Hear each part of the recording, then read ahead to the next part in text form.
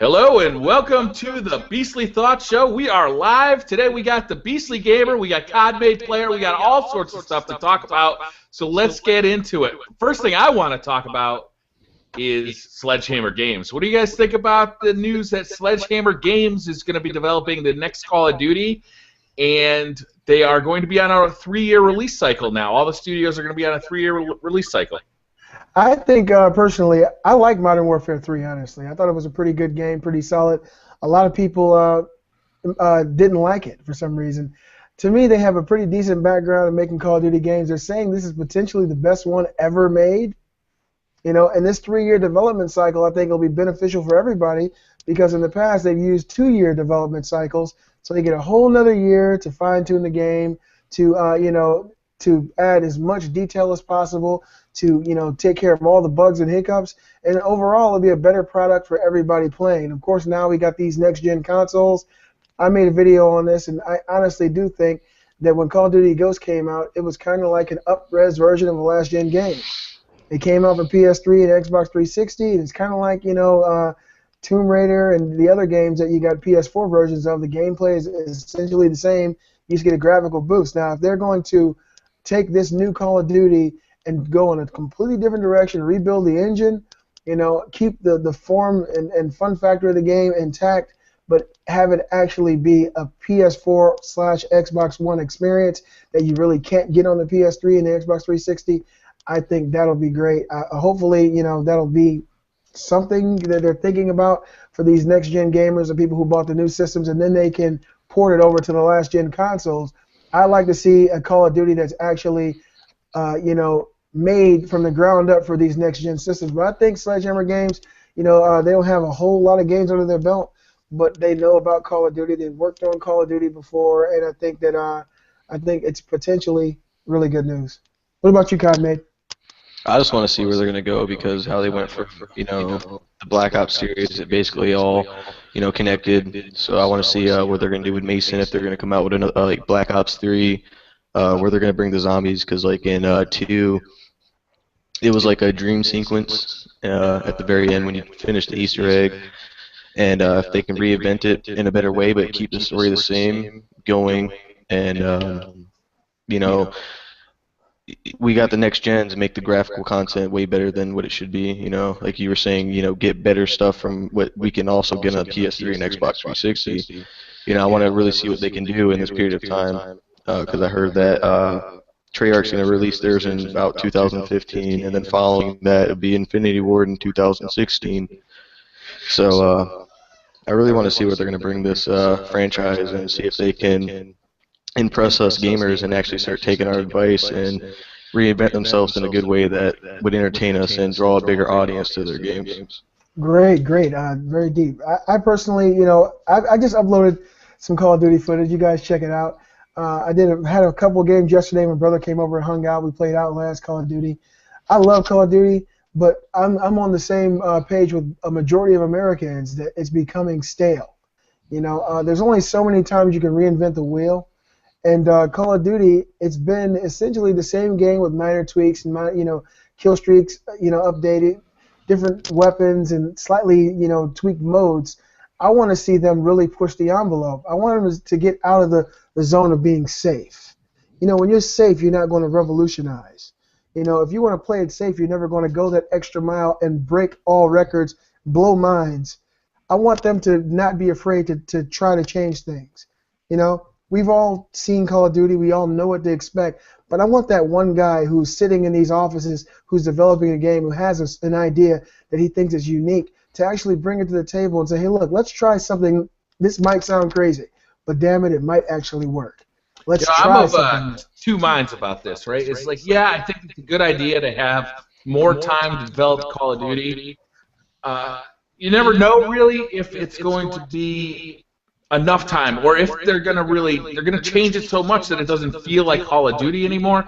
And now it's been a number of years. It's been since Modern Warfare 2 that we've actually seen the original guys, the guys who had that creative vision for Call of Duty, have actually been involved anymore. So now it's getting so diluted with all these new people and all these people that, you know, they're trying to hold on to what Call of Duty is at its essence, but they're also trying to innovate. That eventually Call of Duty is going to get lost. It's going to still say Call of Duty on the box, but there's not going to be any similarity to the original game, and that worries me a little bit. You know, I know that it's been an evolution, not a revolution, but I like the game. I like that core gameplay. I like that fast action. I like that multiplayer that just, it's the best multiplayer in the world. It continues to be the best multiplayer in the world.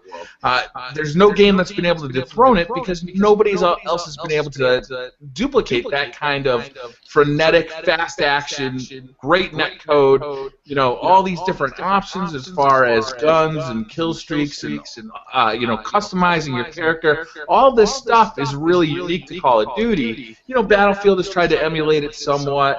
Halo even tried to emulate it in the last game that they released, but I'm a little worried because if they really revolutionize Call of Duty, are we going to lose what Call of Duty is? Is it going to still say Call of Duty on the box, but we're not going to have any more Call of Duty games?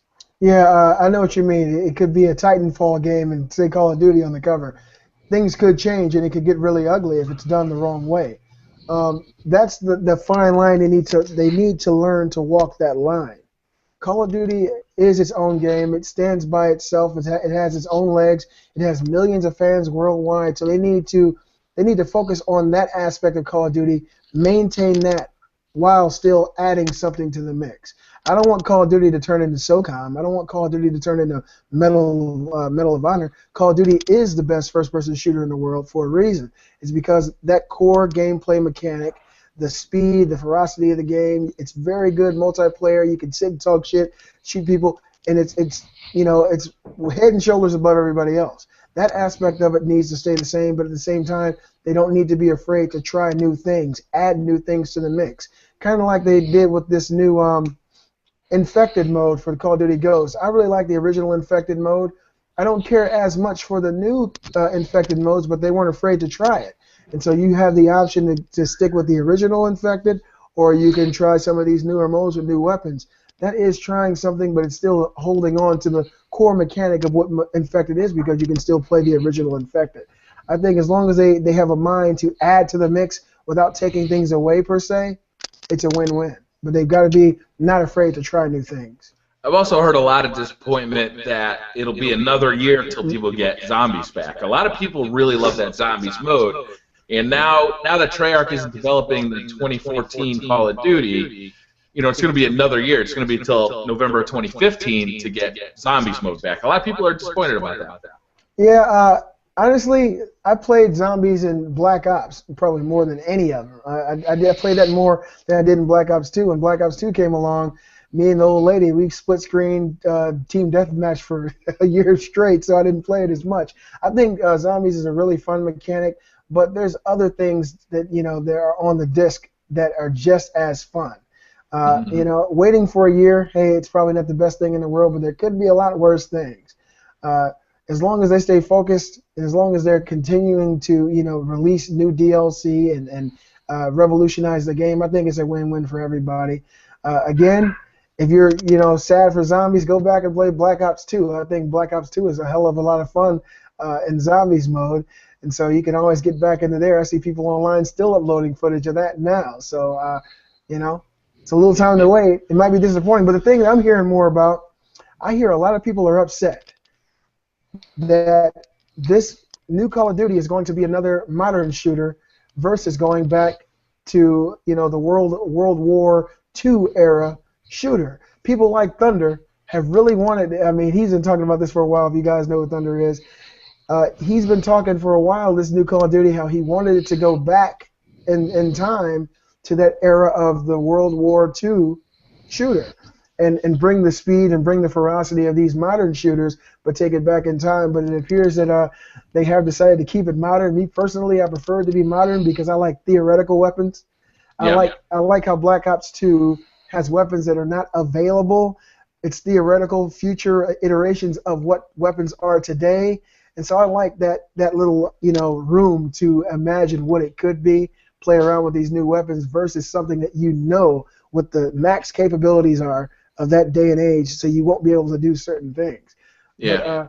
But, I could see them having, now that they got 3 studios, I could see them doing, 3 different time periods for the games. Like maybe Sledgehammer goes back to the past, Infinity Ward stays in modern day, and Treyarch just keeps moving farther and farther forward into the future. That would be cool because each year you get, a totally different feel as far as the weapons, kill streaks, equipment, all that stuff goes. I wouldn't mind that. I don't want to go back to World War II, though. I'm just sick of World War II. We got so oversaturated with World War II games. You know how many times I stormed the beaches of Normandy? It's ridiculous. And they all started the same way. That's exactly how they all started, storming the beaches of Normandy. And it felt like no matter which one you were playing, it was still the same game. What about you, COD Made Player? How do you feel about the modern versus the old Call of Duty games? Well, I started off on the old ones just like everybody else. That's how I first got into Call of Duty. I really like the games because that was like what was out at that time, but to go make a step back, to go back into that region of where they already been, wouldn't it be a really good step? Just like with Call of Duty Ghost and the Black Ops 2, every time they come out with a DLC, if you actually look at the maps, it's from the game before. It's just reinvented maps. They just put a little bit of different tweaks in there and stuff to make it look different and feel a little bit different, but if you are a Call of Duty player, you can still tell it's the same map. Yeah, BriarRabbit just did a video on that a few days ago, right after he got his DLC.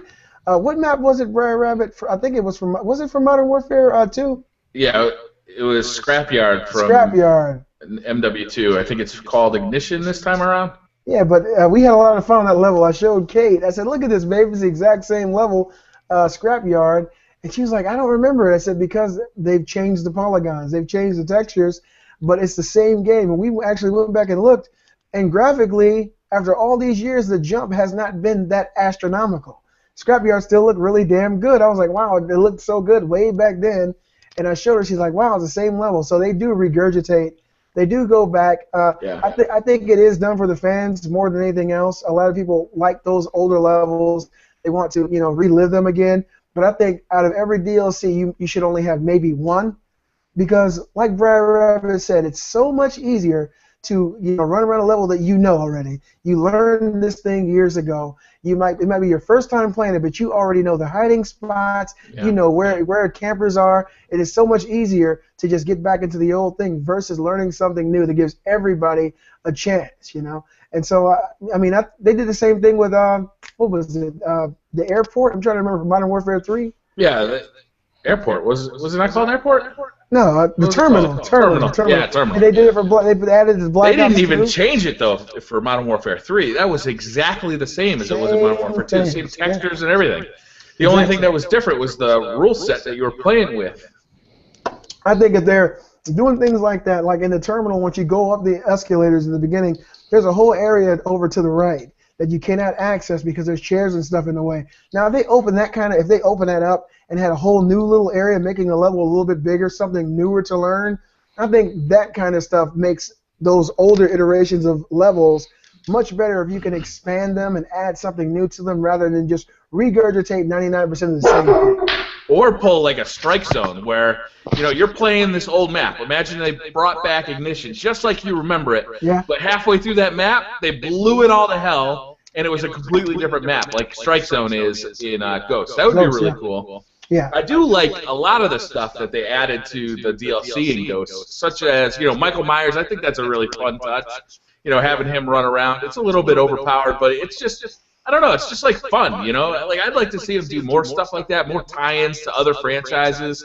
You see that a lot with Steam games. Right now they're bringing in BioShock stuff into what is that shooter that's really popular?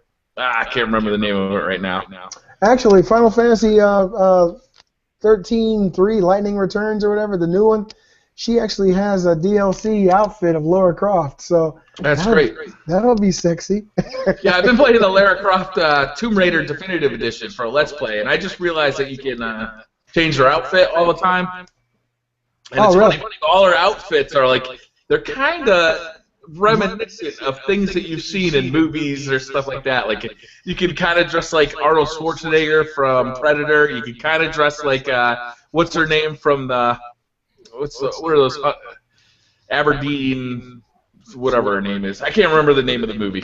Well, the Hunger Games? Yeah, the Hunger Games. Thank you. Oh yeah, well, I hadn't seen that yet. Yeah, there's a bunch of like little like kind of they're close. They're not exact, but they look very familiar. They're close enough that they can't get sued for them. Yeah. Call of Duty did this before, but it wasn't actually franchises. They actually utilized actors and actresses. I know, what was his name? Danny Trejo, he was in it. Yeah. Sarah Michelle Gellar. You know, they've had these kind of characters in Call of Duty games, and now they're bringing out horror villains. I like to see Kruger. I like to see Jason in there, but I don't want them to have the exact same mechanic. I want them to create a mechanic for them. I wouldn't mind seeing like Schwarzenegger in the game or Stallone, like on a level that may be, you know, more army centric. You get a kill streak and you turn into Rambo or something. Yeah. Was it Black Ops 1 where they had Ice Cube doing the announcements for the multiplayer? Was that Ice Cube? I think it was Ice Cube. It was hilarious. And then they had, in World at War, they had the guy from 24. Oh, Kiefer Sutherland. Yeah. Or should I say Solid Snake? Is he Solid Snake this time? Yes, they got rid of God. I can't believe I'm not thinking of his name. The original Solid Snake, the only real Solid Snake. They got rid of him, and he went on IGN and talked about it. The fact that they actually ousted him, and let me see what's his name. They ousted him and put in Kiefer Sutherland. David Hayter. David Hayter, that's right. That's the man. I don't care, you know. I like Kiefer Sutherland. I like him probably more for his role in The Lost Boys than I do 24. But personally, I think Hayter will always be Solid Snake. You know, I'm a big Metal Gear fan. Love it. So what else has been going on, man? What have you guys been hearing in the wind? I've been hearing that this new Call of Duty Ghost DLC for the Xbox One, has been creating frame rate issues. I read that it was dropping on some levels, dropping the frame rate down to 15, 16 frames per second. Have you heard anything about this, BriarRabbit? That's a super bummer, man. I haven't experienced it myself. I have heard about it. Apparently, it's tied to their latest update, not necessarily the DLC, but a patch. And it like you said, it drops the frame rate, and like that is the only thing the Xbox One has going for it. You know, it's got a solid frame rate. It's got, you know, running at 720p, but it's got a solid frame rate doing it. And now it doesn't, and that's a real bummer. And hopefully they figure this one out quick and get it fixed. I'm sure they will. You know, it sounds like it was just an unseen bug, but I'm sure they'll fix it quick. Yeah, it came from a patch.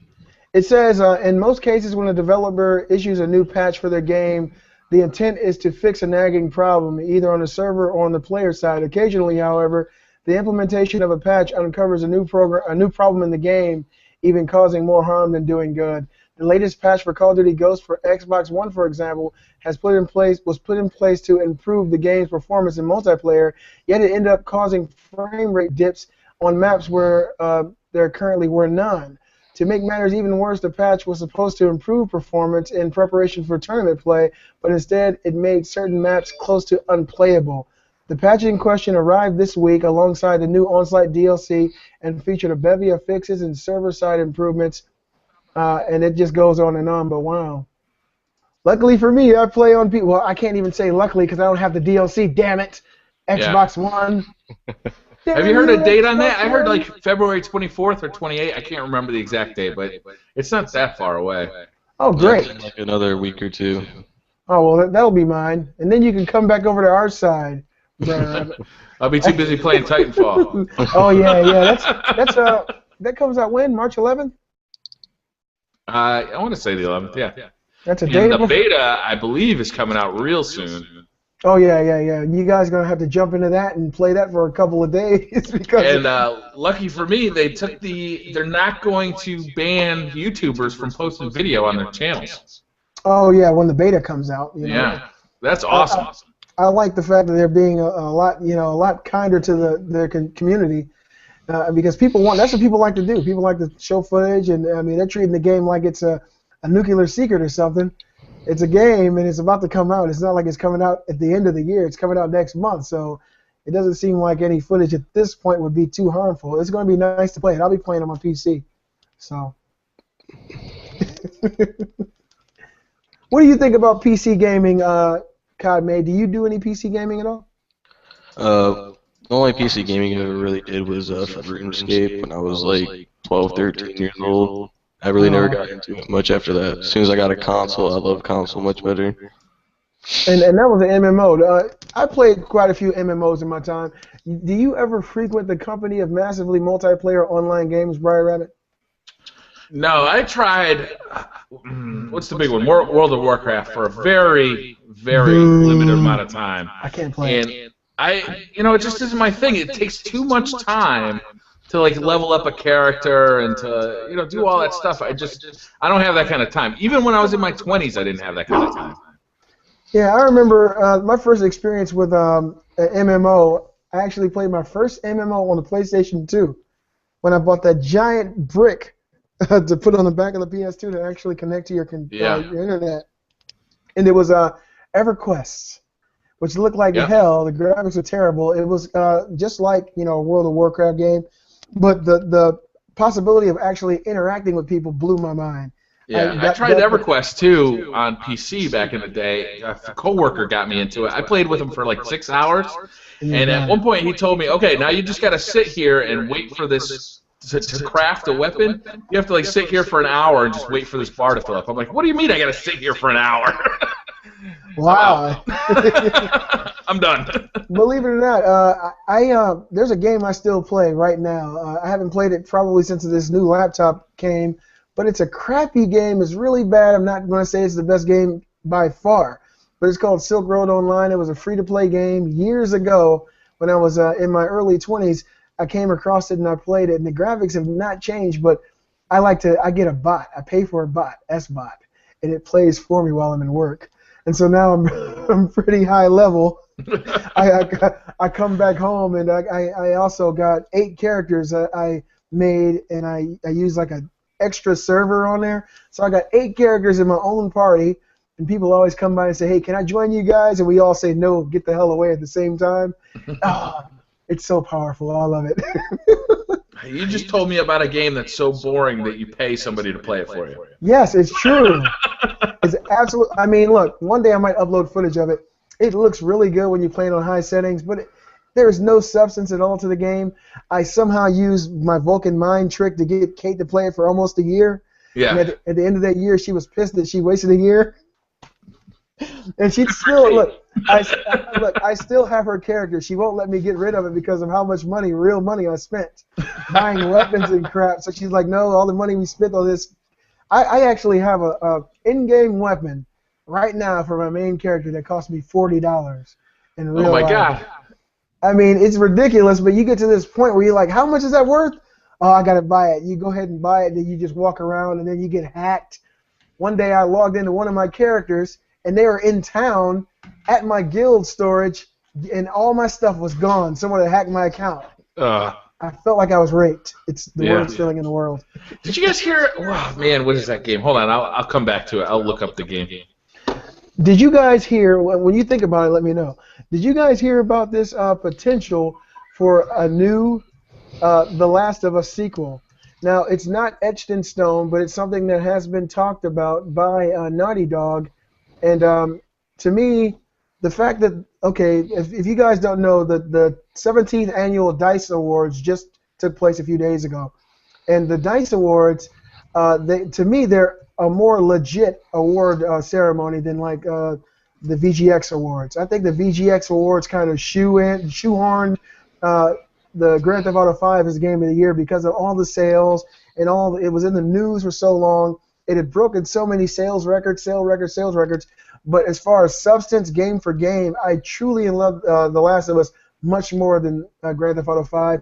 And just like all other Grand Theft Autos, once you get done playing it, all you do is run around and you're an asshole. Either you're going to play games or you're going to murder people and raising your 5-star police back down. So it turns back into Grand Theft Auto 3 for me. And so they've all been that way since Grand Theft Auto 3 for me. But The Last of Us won 10 awards at the 17th Annual DICE Awards, including Game of the Year. And after this award, I forget the guy's name, but one of the head programmers over at Naughty Dog, in an interview with Eurogamer, he told them that they in heavy discussions right now for The Last of Us sequel. And the sequel, he said, as long as they can come up with a story that is not going to regurgitate or rehash the old story, they want to push it forward. And hopefully Ellie and Joel will be in the game. But the fact that it did so well for a new IP, to me it was the best new IP of the year, 2013. The fact that it did so well, and Naughty Dog has a knack for weaving these incredibly intricate stories. They got 10 awards. They got a huge bevy of consumers that are thirsting for more of this game. I honestly would sign any petition to get them to recreate the, So you're on board for this. You definitely want to see a sequel. Are you insane? Of course I do. I mean, if you ask me, of course the story, I think the original story of The Last of Us is going to be one that's going to be incredibly hard to best. You're not going Would to you be like able to see Joel and Ellie come back for the sequel? I don't know if I'd like to see Joel. I mean, I like Joel a lot. He's an anti-hero. By the end of the game, you realize the way he felt really resonates with you. Who wouldn't have done the same thing he did for their own selfish reasons, right? But Ellie is the catalyst for the story to go forward. I mean, think about it. For all the people who play The Last of Us, the Fireflies found out at the end of The Last of Us that Ellie was immune to this infection. Now, Joel went in there and he Heisenberged everybody in that place. Yeah, I don't know if you want to spoil this game because it is a big twist. Yeah, the yeah. game's fairly new. Okay, look. I'm not gonna spoil it. But for those who know anything about the game centers around Ellie. Even though Joel is pretty much the main protagonist of the game, I think a part 2 of this game would definitely have to, in some way, center around Ellie, because of all the desires of the regular people in the world for things to be different.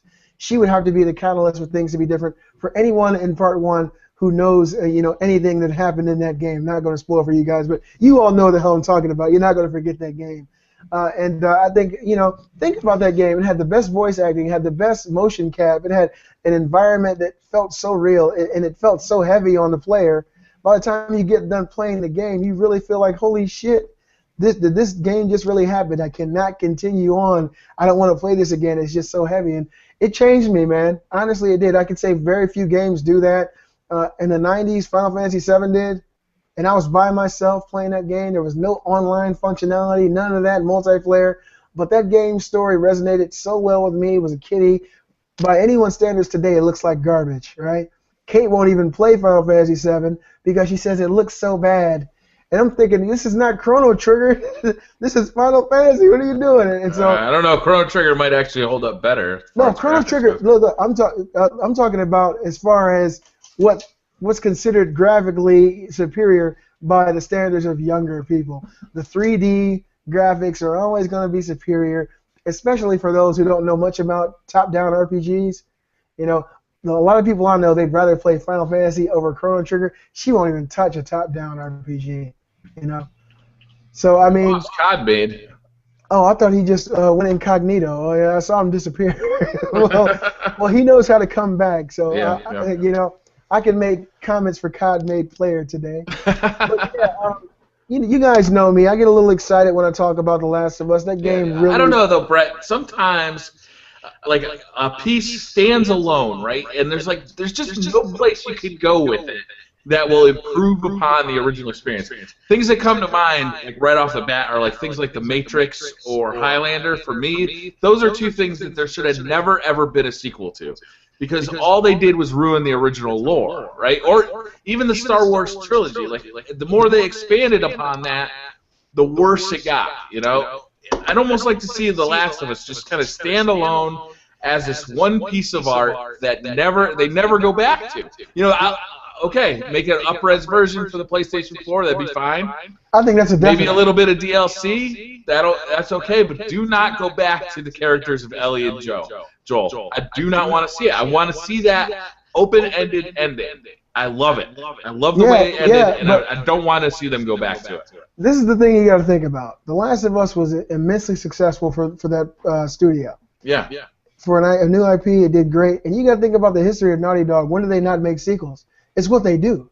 And especially if the game is successful as that one was, they've got to make a sequel for it. I mean, there's too many people who want it. You know what I mean? Uncharted, though, it was easy to make sequels to that. It's not, it's like an Indiana Jones movie. You could make sequel after sequel to Uncharted, and they can almost stand as like a single little story. You could just kind of continue to make stories about this guy. The Last of Us is different, though. The Last of Us would have like Portal. There should have never been a Portal 2. It was stood alone as a single piece of art, and it was perfect as it was. To go on and continue talking about her, it just kind of ruined it for me. This is the thing. If they do make another Last of Us, which is not definite, they said they're either focusing on a new IP right now, or they're going to focus on a sequel. Now, that sequel, they did not say that specifically it would be The Last of Us. And they also said they want to take some time off because they worked on The Last of Us for 4 years. So it's going to be down the road. But if they do make a Last of Us game, the reason I'm telling you right now, it would have to be about Ellie or someone Ellie is related to. Because this story, it is about lineage. It's about DNA. Okay? And without Ellie, it would turn into a Walking Dead game. It would turn into a game of survival with no end in sight. It would just be a situation where you're with either a person or a group of people surviving and moving across the country. But there would be no end to the means. I mean, at least in the original game, there was a focal point that could change the paradigm of the game. And that focal point happened to be a character. So in order for Part 2 to exist, she would have to be in the game, and there would or there would have to be someone in the game who was directly related to her. So I just read the comments, and Marco Salvo. Hey, Marco. Said I'm scared because the sequels always ruin the series, and he's right. And I think that me and Marco trump you. Yeah. Okay, you two tell that to BioShock Infinite, okay? Are they making a sequel to that? No, but BioShock Infinite was a sequel. I mean, think about it. Oh, yeah, that's true. You know, it's the evolution of a game, and it all depends on who it is. You know, there have been sequels that have trumped the originals as well. Yeah, but it's rare. Yeah, it's rare. That but cat behind you is getting down. That's good stuff. Dexter, get down off that couch now. He's looking at me. My God. Dexter, get down off that couch. Oh, get a little hot under the collar over here. Oh, yeah. That happens whenever there's pussy on camera, huh? Oh, my God. Dexter. Yeah, that's Dexter. We named her after Dexter, the show that was good till the very end. Yeah, but like I said, there are some, things that come out that actually do good, but it has to be a unique and it has to be a special production studio that does it. And if there's anybody who could do it, honestly, it would have to be a company like Naughty Dog. And like they said, the story would have to be that good. So it's not a definite. I'd be excited just for an up-res version of the game, honestly. You can't go wrong with almost perfection. And as far as video games go, in today's age, as far as graphic, as far as the story and the dynamic, The Last of Us is about as perfect as it's going to get. So if they can just improve that by giving us PS4, Xbox One, well, it wouldn't be Xbox One graphics because it'd probably be 60 frames a second. But if they gave us a PS4 version of The Last of Us, hell, I'd be happy. I'd just do nothing but Let's Plays of that. I love that game.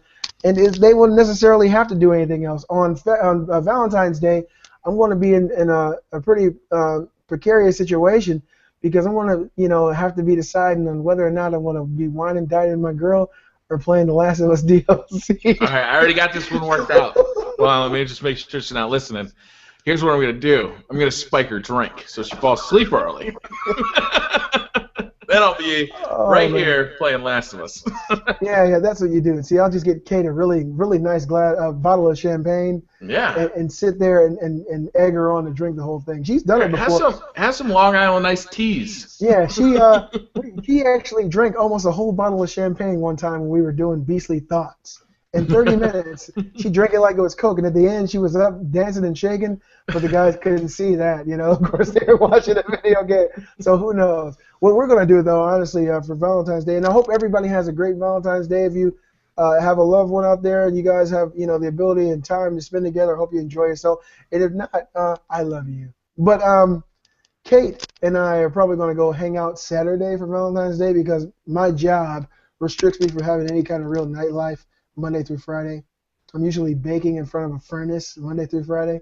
So Saturday we're probably going to go out and do something real nice. That sounds good. That sounds good. Yeah, because I have terrible hours. I have the worst hours in the American workforce. I work second shift, and if you guys are out there second shifters, you go in and you watch your day slowly drift away, I feel your pain, okay? And that's what I do Monday through Friday. So we're going to hang out probably on the 15th, and I hope you and Jan have a great Valentine's Day, buddy. Well, I'm sure we will. We won't be going out too much. We are trying to do everything we can to save money for the wedding at this point. So it's like, you know, it's funny. You skip all of the fun stuff for like a year getting ready for this one party. I don't know, it's a little counterintuitive, but I'm not going to get into it because I'll get in trouble. Yeah, you know, those are nuclear secrets. You don't give those away.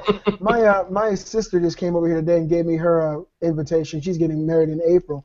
And see, luckily for us, we don't have to do that this year. I'm going to get a new SUV. I'm looking at an Explorer, you know, something nice for me, her, and all the kids. I want a really big 60-inch 1080p TV, you know, that's capable of 3D, something that it'll be mounted on the wall, smiling at me every time I come home. I'm getting some new furniture for her. And what else am I getting? I can't remember, but those are my only plans this year, and I'm going to save the rest. I'll tell you what, if you're in the market for a TV right now, I'd jump on it because Panasonic has said that they're going to stop making plasma TVs. They're going to switch over to LCD only. And Panasonic right now makes the best TV you can buy. It's I can't remember the name of the specific model, but their plasma TVs right now are outstanding. They're the best TVs that have been made since like 2006 when Pioneer was still making the Kuro. So if you want one, I would jump on it in a hurry because those things are going to go and then they're not going to be available anymore. Wow. Well, I'm talking about probably within the next 2 weeks. Yeah. Next 2 weeks, everything should be done. You know, it's income tax time, and usually every time income tax time comes around, I got big plans. This time, you know, it's going to be a little bit more fun. I'll probably grab me an Xbox One. We were just in the car. I went to get the kids some lunch. I said, I'll probably grab an Xbox One next week. She said, why? There are no games for it. I said, well, there aren't really any games right now on a PS4 that I really need to have either, but because I told her I was either going to buy another PlayStation 4 or an Xbox One. And for those who don't know, I didn't pay anything for my PlayStation 4. Yeah. So it'd be my first time actually paying for a next-gen console. I'll tell you what, there might not be anything available for the PS4, but the PS3 is killing it on PlayStation Plus right now. I can't keep up with the games that they're releasing. I just was playing this afternoon a little bit of Metro Last Light. It's a game I completely missed. Like it was on my radar screen, but you know I just didn't have time to get to it. It's and man, awesome I like game. That game. It's awesome, and I have that game. I got it when it came out. Metro Last Light is one of the last-gen PS3 games. I mean, it came out during the end of the cycle, and that shit looks next-gen pretty much. It looks great. That game is awesome, man. I'm happy you get a chance to enjoy it. I got a huge PlayStation library. I mean, huge. If you name the game, I promise you, I probably got it on the PS3. But what else came out? I knew Metro Last Light came out. I didn't really mess with it because I already got the disc. Yeah, I think we talked last week. Brothers came out. Borderlands 2. I think Metro Last Light is the big one for the week. Yeah, I actually tried Brothers. I got to get back into it. It's so hard, man. I'm in between all these PlayStation Plus games. It's so damn hard to do because now I got Outlast. I got Brothers. I got, what's the other one? Don't Starve. Mm-hmm. I really want to play that. Kate really likes it. And then we got Call of Duty I'm trying to play. You know, I want to play Battlefield. I haven't played that since the last time I uploaded a video. And I feel like I got these hidden gems, these experiences that are so great, right? And all you got to do is put it in. But if you put that one in, you can't play the other experience. So it gets to the point where you just play whatever's in. Yeah. It usually is the same game for a week until someone swaps it out. Well, I'll tell you what. I've been doing the Let's Play of Tomb Raider Definitive Edition, and I got to tell you, it's been kind of therapeutic for me because I'm committed to finishing the Let's Play, right? So when I have a little bit of gaming time, I play for an hour. I play for, I try and make 20-minute episodes. 20-minute videos, yeah. Yeah, I try and play in 20-minute chunks, which works out pretty well. But it's motivating me to stick with the game as opposed to just jump to whatever like the newest thing is. So that Let's Play, not only am I getting to, share share the joy I'm having with the game and have a good time. But it's also forcing me to play the game, which is awesome because I'm actually sticking with it and I'm gonna finish it. I'm almost done with it now, and I'm getting to the point where I have to wait to play it because I've only got so much hard drive space for these videos to go on. Well, see, I need to do that more often too. I want to do that with Outlast. Actually, that game is scary as hell, BriarRabbit. Yeah. I don't know if the type of scare is the same as Slender, but it really is a creepy game. It's very foreboding, and I think I want to do that. And when you do a Let's Play, it gives you the discipline that you need to complete, because it's not just riding on you. Everybody else is depending on you to take them through this story. I saw you played an old game that I actually liked when it came out. I have this game too, Bulletstorm. How'd you like that? Yeah, I like that game. The controls are a little wonky. It's got kind of like this. It's first-person shooter, but the controls feel very reminiscent of a third-person shooter, where the lock-on is really strong, but the aiming isn't super precise. So I like the game, and I like the over-the-top violence, and I like the hilarious things that come out of people's mouths in that game. But I wouldn't really rate it as a top-tier game. I kind of like a B game, Yeah, I actually liked it. I didn't beat that game actually. When that game came out, it was so much other stuff. I'm trying to remember the game. It was it was a big muscular guy with like a mohawk, and he was like a game where he led this girl around. That came out around the same time, and I can't remember it. It's over there someplace. But I got into it maybe for 2 or 3 hours. I think I got it discounted. I got it used, and it was okay. It's one of those games like Brink. It's a new kind of game, and not many other games are like it. When you play it, you realize there's many other games that are much better. Yeah, I like some of the mechanics though a lot, like the lasso technique and the way that it kind of gives you more points for comboing kills and that kind of thing. Is fun. If you get a little extra time, it's a slow period right now, so if you got a little extra time, you can pick that game up for like $8 or $9, and it's definitely worth that. Hey, let me ask you a question. This guy's name is Brett Molina too. There's this game. My kids, of course, are playing it right now. It's called Flappy Bird. You heard of it? Yeah, I've heard of it. This game, of course, when I hear about this crap, I say, Brandon, what are you doing? Why are you playing these lame games? Dad, it's so fun. Have you tried it? I played it, yeah. And when I initially played it, I said, how do they get off ripping off Nintendo? Because the whole game looks like one of the birds from Nintendo, one of the fish from Nintendo that they turn into a bird, and the tunnels from Nintendo, and the background from Nintendo. But it appears that this guy, the creator of the game, is pulling the game in 22 hours. Which is bizarre. The Verge reported that he's making like $50,000 a day from this game. So I gotta think that Nintendo has had a problem. Like Nintendo is threatening a huge lawsuit or something. Yeah, that appears to be the issue. This is what the article on USA Today says. It says the brief ascent of Flappy Bird's peak this week as the game surged to the top of Apple's App Store and Google Play. The game features a small bird that players flew between green pipes, Mario, tapping the touchscreen to keep him airborne while the game's mechanics were simple. Moving through the pipes proved very difficult. During the interview with The Verge last week, this guy revealed he was making $50,000 a day from the ads displayed on the game. Jeez. However, recent tweets from his name is Nugent, or I can't pronounce that. You can talk to 3 different people who have that last name, and they'll tell you 3 different ways to pronounce it. Okay. Well, anyway, yeah. I've heard Gwyn, I've heard Nguyen, I've heard all sorts of different Nguyen sounds better. Suggests the developer might have struggled with the newfound attention of his game that it was receiving. I don't think it's attention, though. Every person I've talked to about this and every place I've read is suggesting what you said, that Nintendo has either attempted to file a suit against this guy or threatened him to take everything he's got, because it's a blatant theft of Nintendo's likeness there. I mean, you got these tunnels, you got this bird, it looks like it's from Nintendo, and he's making big bucks off of it. Nintendo wants a piece of that. So. Yeah, absolutely. I mean, it's definitely, they're definitely stealing Nintendo assets there. So there's, he says it's not a legal issue, but it looks like one. Man, I really want this game. Have you tried it, though? The game is terrible. Believe it or not, BriarRabbit, I played the shit today. Okay, look, yeah. I was reading this article earlier today, And my son was right next to me as I was reading. He said, "Look, Dad, I'm playing it right now. My high score is 19." I said, "Well, it can't be that hard." I grabbed it. My score was 4. Did it again. My score was 3. I said, "Okay, I'm done." And that was it. It seems so repetitive and so it's like a no-brain game. Yeah, the collision detection is terrible too. So it's like you get a little bit too close to those things, and sometimes it'll hit you. Yeah, I'm not really a Android or iOS game player. It's like I got actual handhelds and stuff I prefer to do that on. Let me ask you. Go ahead. Go ahead. No, you go ahead. I was talking already. I can tell.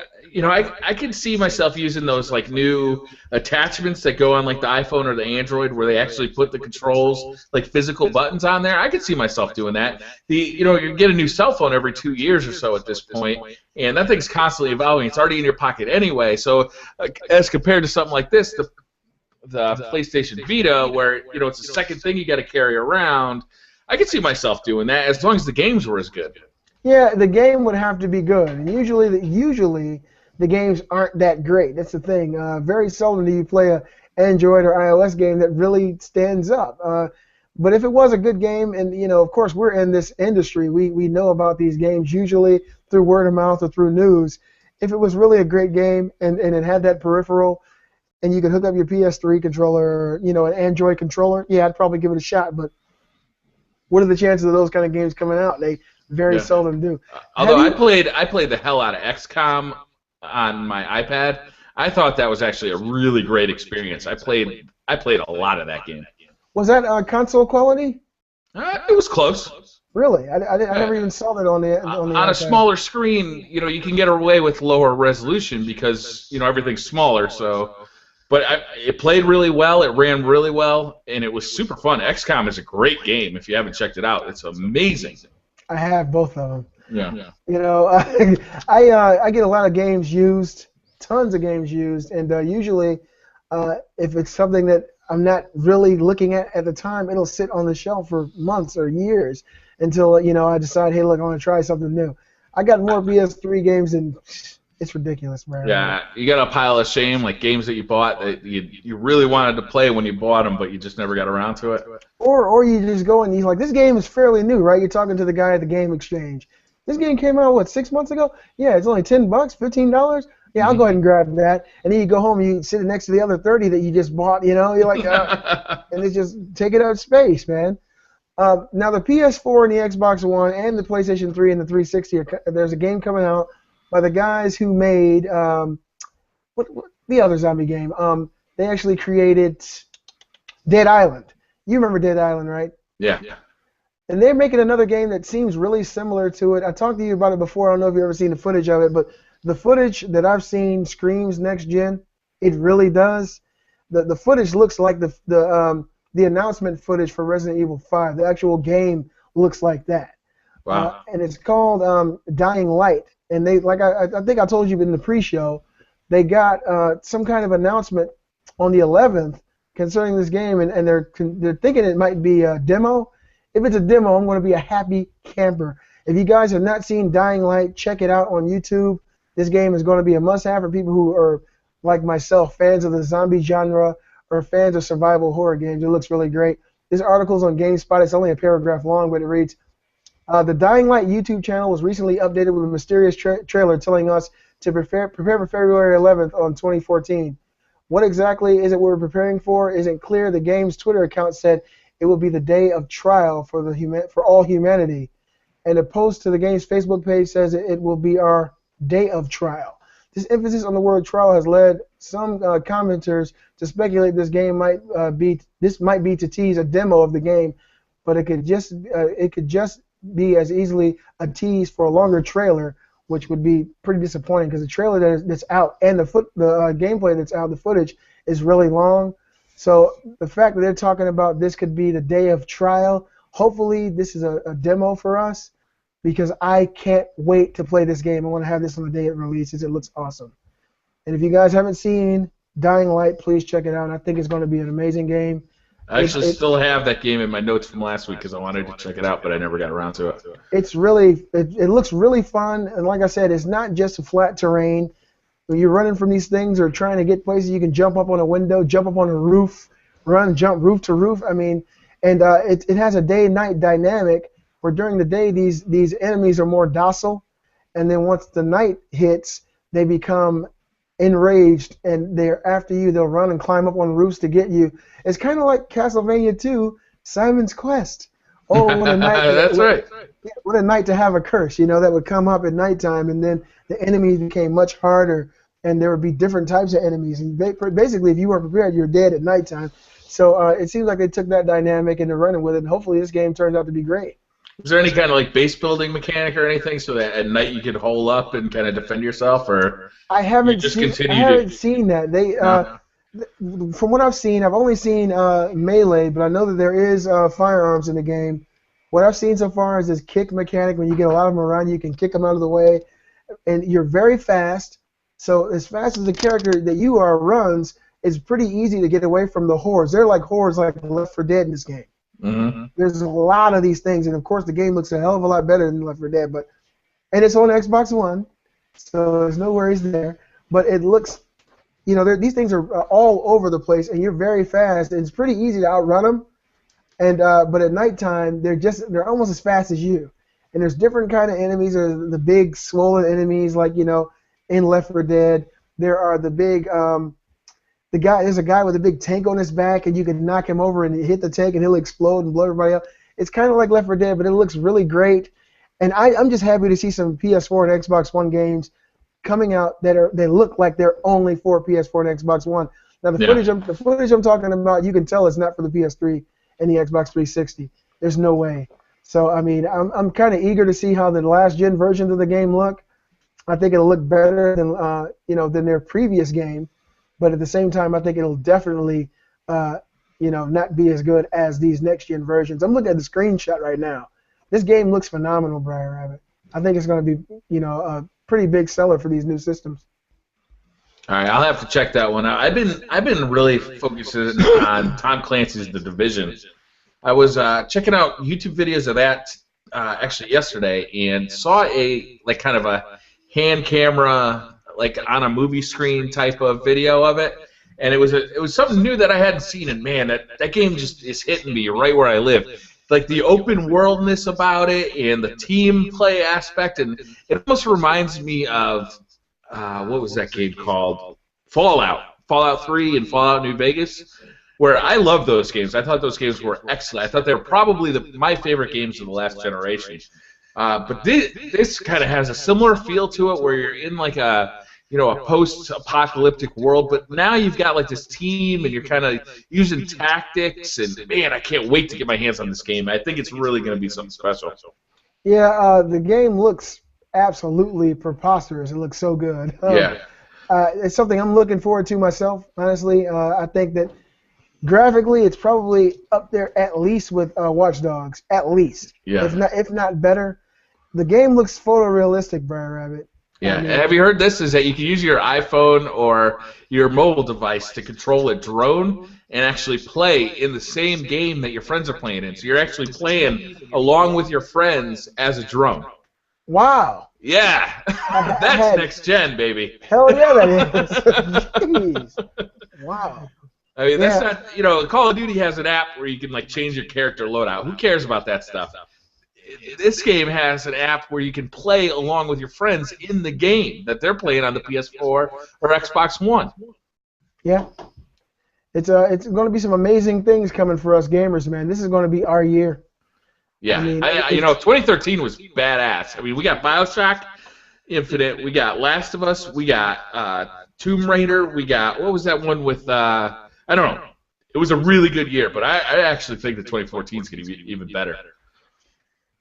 Man, I mean, well, the fact that we got these new next-gen consoles and we've got such a bevy of games that we can come from moving forward. I mean, look what they're doing right now. They're already capitalizing on the games that came out on last gen that did well and porting them over to the new consoles just to make us feel good.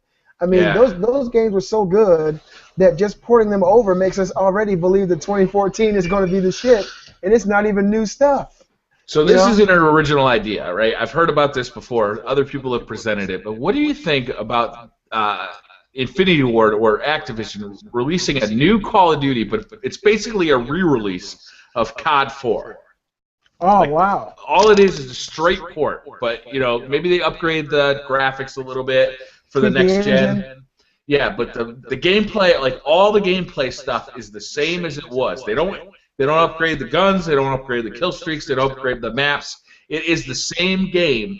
Maybe they upgrade the graphics. I don't even care if they upgrade the graphics. But all this would serve to do was keep that game alive, because you can't play that game anymore. I mean, it's hacked to hell. Yeah. You know, and eventually they're going to turn those servers off, so you really won't be able to play that game. Yeah, that's coming down the pipe for all these CODs, but I think it'd be a great idea to rehash it and, you know, to iron out all the kinks. Graphic upgrade, give me a fucking break. That game came on the Xbox One and the PS4. We'd be reliving those glory days of one of the greatest CODs. But honestly, personally, I think they should do it with all of them. This is something I talked to Kate about. I think they got something similar like to this in Japan that's actually out in Japan. I think it might be free to play, but I want a Call of Duty game with no story mode, no single-player mode, that has levels from every Call of Duty. And Call of Duty Online. Yeah, that has all these different Call of Duty levels, that some of the favorites. Doesn't have to be all of them, but we're on Blu-rays here, okay? We got a lot of space. Put a majority of the multiplayer maps from each game on one disc. Give us that experience. Give us next-gen graphics. Give us 60 frames per second. Don't change shit. We want the actual kill streaks from that particular game, or maybe we can go into settings and change it and add kill streaks from another game to a particular level. It will add a whole new dynamic, and I think they're not going to do it right now because they're making so many Call of Duty games. But I think every 10 years they should give you a Call of Duty Decade Edition. You know, that has cool. levels from the last 10 years of Call of Duty games, the fan favorites. Maybe people go online and vote. Maybe 30 levels. 35 levels, 40 levels from the Call of Duty games of the last decade, graphically superior to the way they were when they were released, and you can actually go into the options or go into certain lobbies that have certain restrictions or certain kill streaks, certain modes. Do like servers like on Battlefield 4 where you can actually have your own server and make the rule set for your server. Like this server is going to be COD 4. You know, let's say no frag times 3. Yeah. To completely customize it to make the perfect COD 4. What do you viewers think about that? I know you're there, Marco. What do you think about that kind of idea of maybe a Decade Edition Call of Duty game? Do you think, of course, it would sell? I think it might sell better than the CODs that are coming out. You know, it would be filled with the most beast-ass COD players too. Because if there's no single-player game in a Call of Duty, then you're not getting those people who bought it for the single player and just said, "Oh, I'll check out this multiplayer, see how I do," and get wasted for a year. You know? Yeah, yeah. It would be. I mean, it would be a competitive game. Of course, I'd be there, and I know you'd be there smiling. Yeah. Because I'd be known as the beastly gamer, but you'd be beasting everybody in the damn server. You know? I had a game yesterday, BriarRabbit, and I gotta say, I thought about you at the end of this game. I haven't uploaded it yet, guys. But I'll probably upload it today when I got some stories I want to cover. But I had a 20-5, man. I was like, BriarRabbit has shined upon me, right? I mean, I had a game on Bayview. I think I put this out like a week ago, where I was absolutely going crazy, right? I was having one of those like once in a lifetime moments where every gunfight was going my way. At one point, I think it was like 36-5. And then it got into my head, and I completely fell apart at the end. So I ended up like 40-10 or something like that. So the KD wasn't great, but it was like it was a team deathmatch. So there's only like 75 possible kills, and I had gotten like 2/3 of them. Damn. I found that I didn't play Call of Duty for a while. I was playing my PC, you know that. And then when I went back to Call of Duty Ghosts, I sucked ass. I was like, what's going on here? And Kate was looking at me like, it's okay, babe. I said, no, it's not. This is ridiculous. I mean, I was getting wore out. It took maybe about 2 hours of playing for me to kind of get back into my grind, get my mojo back. But usually I always do better. I always have a lot more kills than my deaths. I don't pride myself as the pride of Call of Duty. I'll leave that to gamers like yourself. But normally I do pretty good. You know, I might normally have 17 kills, maybe 8, 9, 10 deaths. That's pretty much my average. Sometimes I have games that aren't going my way, and I quickly back out of them. Yeah. Yeah. You know, that's all. I mean, if I don't play for a few days, if I go for a long weekend away with Jan, or God forbid I don't play for like a week, it takes me a bit of time to get back into it. Just like I don't know if it's so much the physical like thumbstick control as it is like the mental state of just like that hyper awareness and being aware of like where everything is around you, because there's like a predictive thing that you need in that game to really win gunfights. You have to be like a step ahead of everybody you run across, and that can be hard. I always see it as, it's always a one-on-one battle with me. I predominantly play team deathmatch, guys. And if you guys don't know who I am on PlayStation Network, I am the real Beastly Gamer Dash. Send me an invite, we'll play together. But whenever I see a person, I always completely block out everyone else in the game. And for that millisecond, it is a OK Corral, a Wyatt Earp, moment where I gotta pull out quicker than they pull out, and then I pull out and I shoot them or they kill me, and it's always like that. And so I kind of basically the pull-out method does not work. Yeah, well, tell me about it. I got 4 kids. Oh man, look. All joking aside, though, right? This woman loves me to death. She's already planning the next kid. Nina's only 1. I'm looking at her like, how much overtime do you think I need? But I love her to death. But yeah, it's always that moment. It always comes down to that. What's the word I'm looking for? I segment my thoughts when I'm playing a game. And that moment where I'm playing someone or I'm playing against somebody, they see me, I see them, nothing else matters. I decompartmentalize. That's the word. It took a little second. It was now loading. And when it comes down to that moment where I'm against somebody else, I always try to get them first. It usually works out. My hand-eye coordination is pretty damn good. Maybe not as good as yours, BriarRabbit. I don't know. I'm an old man. The only reason get out of here. I can work at a COD is just because I've been playing it so long that I know like traffic patterns. I know where to find the baby buffalo. Okay. Get the hell out of here. Oh man, I think you and I are about the same age. My birthday's March 12th, so you'll have your Titanfall. I'm March 15th. And, awesome. I also read in the comments. I'm pretty sure Marco's a March baby too. Oh, we got a room full of Pisces here. No wonder we're all in happy relationships because we're romantics. That's right. But we're all going to be bumming during Titanfall. You know what? Kate always tells me. She says, it's so weird. She said, you're like the most sweet guy I've ever known, but you're not romantic at all. And I'm like, really? I thought I was doing something special. Maybe it's because I asked her for romantic ideas, What do you think would be nice to do? I want to give you that kind of freedom, baby. Yeah, I want to know what makes you happy. Yeah, you gotta play it. You gotta play it, a little bit to your best, to your benefit. You guys know how it is. Hey, man, have you been playing any Battlefield lately? No, I haven't. It's not that I don't want to. It's just that there's only so much time in the day. I can't do it. Yeah, man. Honestly, I've been really wanting to play it. I wanted to play it yesterday. My older brother, I don't know what happened to him, BriarRabbit. Joe and I, we grew up together. He's 17 months older than me. We played all the games. We learned how to play all the fighting games together. And I remember I worked my ass off. I was working occupational work adjustment in middle school. I bought Donkey Kong Country. We played it. We beat them all, right? I grew up, and we moved away from each other. And now he doesn't do anything but push-ups.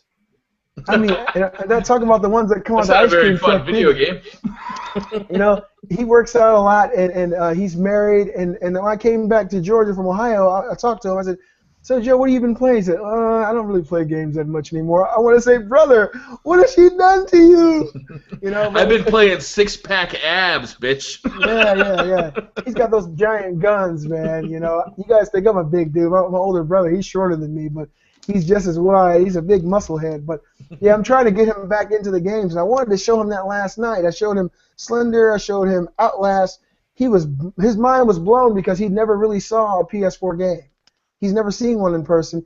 And when he's on YouTube, I think he's looking at protein shakes or something. But when he finally came over and saw some of these PS4 games, his mind was blown. And so I'm like, Joe, go ahead and grab yours. I think either I want to get a PS4 or a Wii U. What? No. BriarRabbit, I swear. Wii U, that is a doomed console. Okay, listen. my brother is going to watch this. I don't know if he is right now. But if you could give my older brother Joe any advice on the Wii U versus the PlayStation, go. Just give it. There's no purpose in buying a Wii U right now. It is a dead console. Nintendo has all but said they're going to stop supporting it and put out a new console in the next couple of years. So don't buy a Wii U. You'll be regretting that decision very quickly. A PlayStation 4 has plenty of legs, and a PC has plenty of legs. I'm not a PC gamer myself, but it's a far better decision than trying to buy a Wii U to play video games on. I could have said it better myself, BriarRabbit, but sometimes it takes hearing it from somebody else. And an Xbox One will hook up to your TV. It comes with a Skype camera. Yeah, Joe, you can watch the ESPN bodybuilding tournament. Xbox One, watch biceps. You know? That's right. You can talk to your brother on Skype. Yeah. I don't want that Connect watching me. No, I'm just kidding.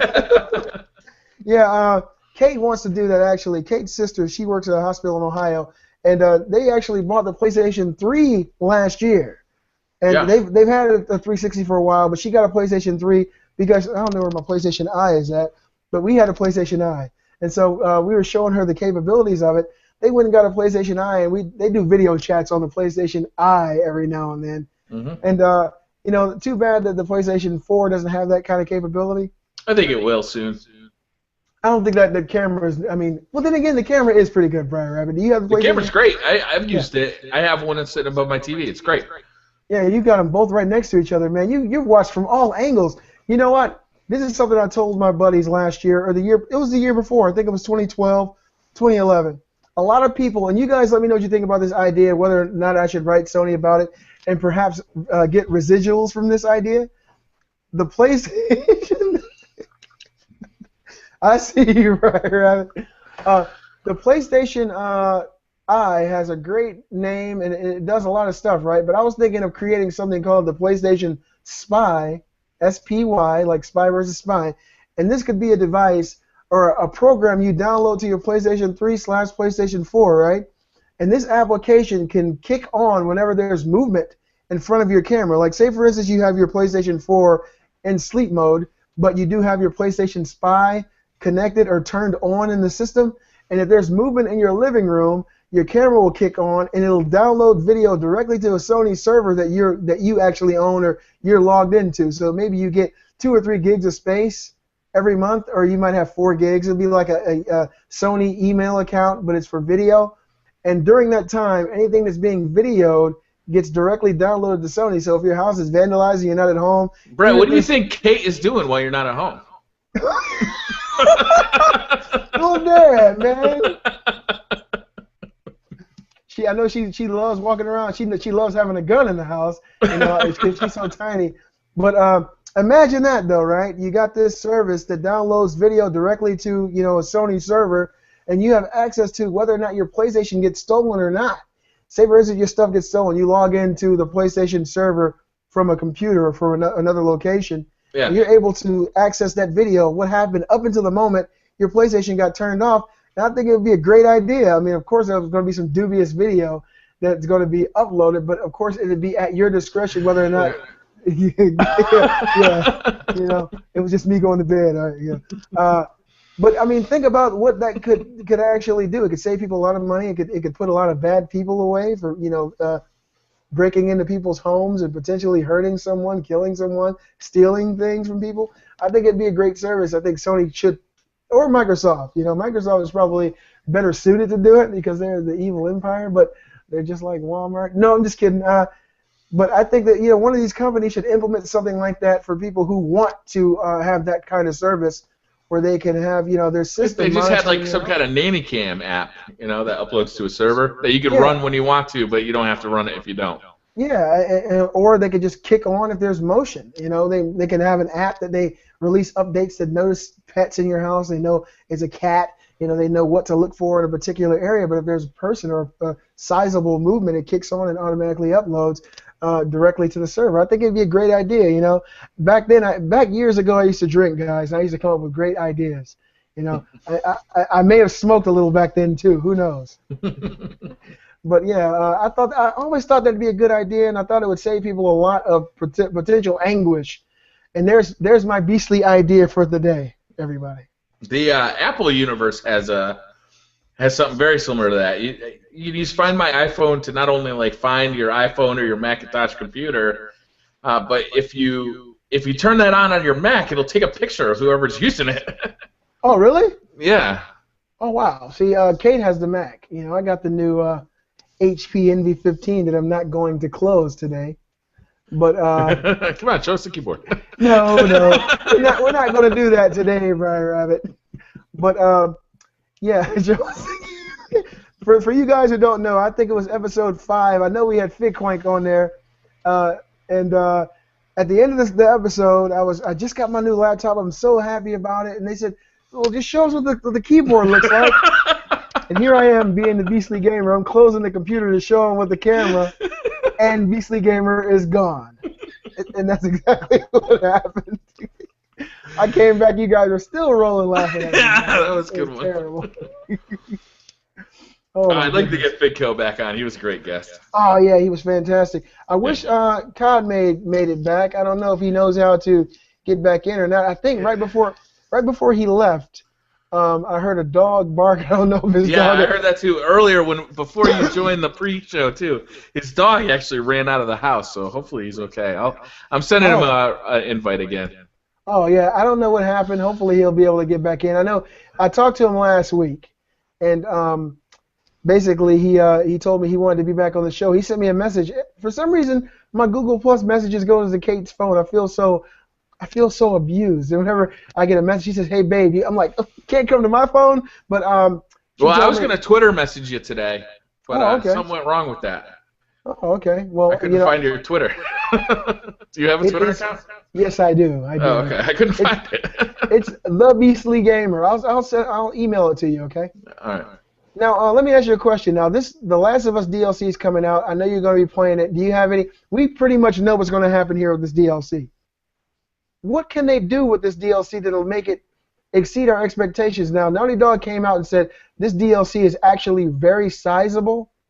It's going to be pretty long. It won't be like the Metal Gear Solid Phantom Pain 2-hour DLC. 2-hour DLC. That's baloney. It's going to actually be, something that's a sizable DLC that, people can really sink their teeth into. And I'm like, I'm thinking, we already know Ellie told this story of her and her friend during the game of The Last of Us. What can they do that's really going to change anything or make this more exciting? Of course, we love these characters. We want to see what they're going to go through. But are they going to throw some kind of twist in there or what? I mean, are you going to play as Ellie the entire time? It's just, my mind is wondering. I didn't like the part where I had to play as Ellie in the first game. Are you out of your mind? No, I didn't dig it. No. Like, I was so used to being Joel and being like badass, and then all of a sudden I was Ellie. I don't know. It didn't feel real to me. Like killing all those people as Ellie, it didn't feel right to me for some reason. I didn't like it. You can't. You gotta take that back right now, sir. No, I won't do it. If there's one thing I don't like about that game, I thought the combat was a little iffy. Believe it or not, I thought who agrees with me? Who thought that the Ellie part of the game was the best part? I thought it was. And the truth of the matter is, men, we fight, we punch, we kick, we like to, take big hits. But the reality of it is, women are very vicious. Have you ever seen a woman fight? They nails and they'll pull hair out and they'll do all. And Ellie, during her scenes where she was fighting these people, she encapsulated that thing that women have. That women are like wild. When she was stabbing people, it looked like someone getting shanked in a prison. It wasn't like stab, you're down. She was And I really felt like this is the way a woman would be if they were trying to survive and fighting for their life. And I thought it was fucking great. I mean, to me, her moment in the snow portion of that game was by far the best part of that game for me. Wow. I like what it did for her storyline because it kind of reversed their positions, right? It's like, Joel had been the cynical one up to that point, and then all of a sudden it was Ellie that was cynical, and Joel was trying to cheer her up. But I didn't, I don't know. The combat for me in that game wasn't as awesome as it could have been, and playing as Ellie for the combat, it just was. For me, it was the weakest point of that game. Oh. I like the story part. Don't get me wrong. I like the fact that I like the storyline of that town. I just didn't like playing. I didn't like the combat as Ellie. It didn't feel right. It was like the same combat as Joel, but you're a 13-year-old girl instead. It just didn't feel right. Yeah, I mean, I guess to each his own. I mean, most of the people I've talked to about this game, And many reviewers said the same thing, that portion of the game was their favorite. And playing as her, honestly, I was pissed off when I woke up and I was her. When I was walking to hunt the deer, after she got the rabbit. I was like, oh God, I gotta play as this girl now. She's been annoying and talking back and forth the whole game. Now I gotta play as her. What's going on with Joel? But when I took control of her and the story took the turns it took during that portion of the game, it was amazing to me. I mean, I really felt it with her the same way I did with Joel. And then when they came back together, I was like, who am I going to play as now? Is it going to be her or Joel? I mean, the game was just, it was a perfect 10 for me. Too about that is, do you remember Tomb Raider? There was that big outcry about how there was this meta almost rape scene in that game. Yeah. And then you got the same thing in Last of Us. It was worse because she's a child. Yeah, well, the thing is, with The Last of Us, they left that to your imagination.